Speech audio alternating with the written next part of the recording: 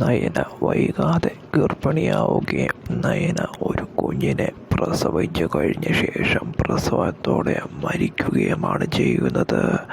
അതെ, നയന അധികം വൈകാതെ തന്നെ ആദർശിൻ്റെ കുഞ്ഞിൻ്റെ അമ്മയാകുന്നു.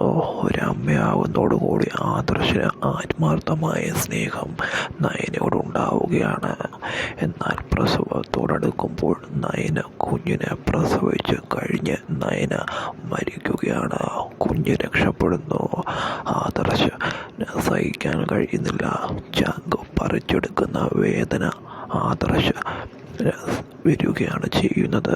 നയനയോട് അന്ന് ചെയ്ത ക്രൂരതകളും അതുപോലെ തന്നെ അവളെ സ്നേഹിക്കാതിരുന്നതും കുറ്റപ്പെടുത്തിയതും നയനയോട് ചെയ്ത ഓരോ തെറ്റുകളും ആദർശിൻ്റെ മനസ്സിലേക്ക് ഓടിക്കൂടി വരുമ്പോൾ ചങ്കിൽ കുത്തുന്ന വേദനയാണ് ഉണ്ടാകുന്നത്.